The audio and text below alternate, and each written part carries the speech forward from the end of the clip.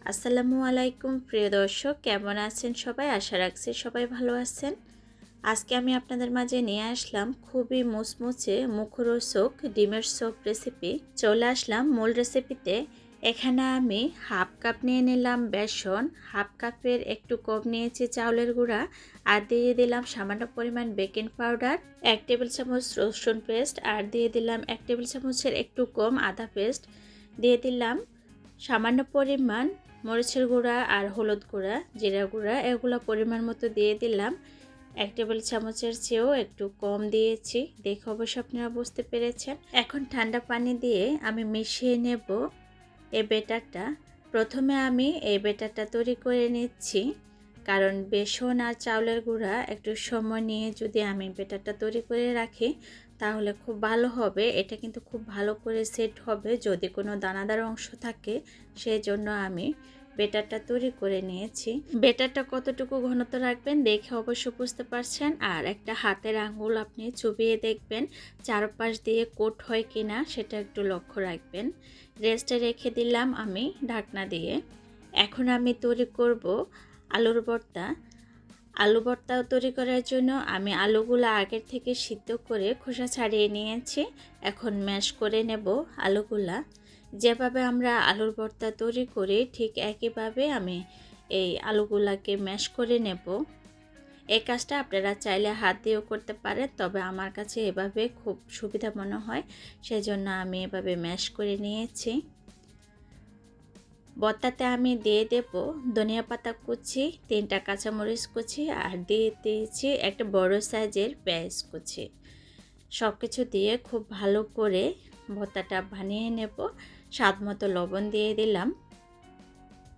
দেখতে পাচ্ছেন আমি কিভাবে করতেছি। সামান্য পরিমাণ সরিষার তেল দিয়ে দিলাম। ভর্তা বানানো হয়ে গেল। এখন আমি একটা ডিম সিদ্ধ করে রেখেছিলাম আগের থেকে, 4 ফালি করে কেটে নেব। আলুর চপ তো অনেকে অনেকভাবে খেয়েছেন, তবে এই রমজানে একবার হলো এভাবে ট্রাই করে দেখবেন, খেতে কিন্তু ভীষণ মজা হয়। শুধু শুধু আলুর চপ কিন্তু খেতে তেমন একটা মজা হয় না। এভাবে যদি ডিমের চপ বানিয়ে খাওয়া হয় তাহলে ডিমের টেস্ট, আলুর টেস্ট সব কিছু একসাথে পাওয়া যায়। সবগুলা টেস্ট কিন্তু মিক্স হয়ে জাস্ট অসাধারণ হয় টেস্টটা। দেখতে পাচ্ছেন আমি 1 ফালি ডিম আলু ভর্তার মধ্যে দিয়ে দিলাম। কিভাবে আমি কোট করে নিয়েছি এই কাজটা আপনাদেরকে দেখে বুঝে নিতে হবে। আমি জানি না এখনো পর্যন্ত আমার কোনো প্রিয় ভাই বোনেরা আমার সাথে আছেন কি না। যদি কেউ থেকে থাকেন তাহলে প্লিজ ভিডিওতে একটা লাইক দিতে ভুলবেন না।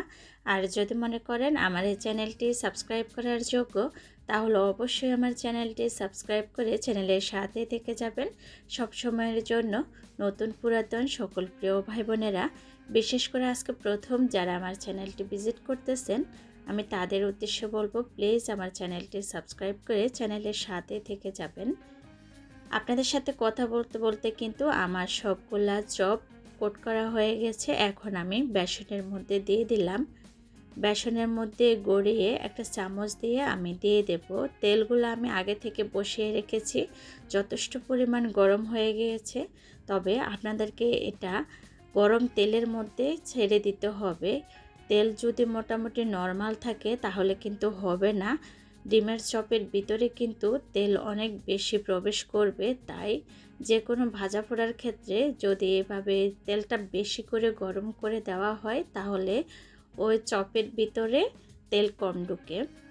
সবগুলা চপ আমি দিয়ে দিলাম একে একে। এখন আমি উল্টিয়ে পাল্টিয়ে চপগুলা ভেজে নেব। যতক্ষণ না পর্যন্ত আমার পছন্দের কালার আসবে ততক্ষণ পর্যন্ত আমি এভাবে উল্টিয়ে পাল্টিয়ে ভেজে নেব। একটু এবড়ো থেবড়ো হয়েছে তাতে কিন্তু কোনো সমস্যা হবে না। এবড়ো থেবড়ো অংশগুলো খেতে কিন্তু আরও অনেক বেশি মজা হয়, আমার কাছে খুব ভালো লাগে। এখন মিডিয়াম আছে আমি আঁচটা রেখেছি। যদি হাই ফ্লেমে ভাজা হয় তাহলে উপরের অংশ পড়ে যাবে, ভিতরে কিন্তু বেসনটা হয়তো বা কাঁচা থাকতে পারে, সেই জন্য মিডিয়াম আছে আমি আগুনটা রেখেছি। উল্টে পাল্টিয়ে আমি যে কালারটা চেয়েছিলাম ওটা চলে এসেছে। সবগুলা ভাজা হয়ে গেল, এখন আমি উঠিয়ে নেব। যতটুকু সম্ভব হয় তেল আমি ছাড়িয়ে নেব, কারণ পেঁয়াজ ও আলুর চপের মধ্যে সবসময় একটু তেল বেশিই ধরে।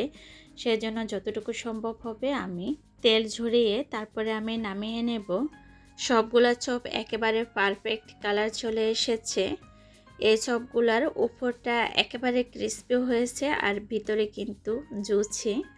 আপনাদের বোঝার সুবিধার্থে একটা চপ আমি কিন্তু কেটে দেখিয়ে দিতেছি কতটা পারফেক্ট আর লোভনীয় হলো। অবশ্যই কমেন্ট করে জানাতে ভুলবেন না কেমন লাগলো। আর একবার হলো এই রমজানে ট্রাই করবেন। আজ এ পর্যন্ত, সবাই ভালো থাকবেন, সুস্থ থাকবেন। চলে আসবো অন্য কোনো দিনে নতুন রেসিপি নিয়ে। সবাই সে পর্যন্ত ভালো থাকবেন। আসসালামু আলাইকুম।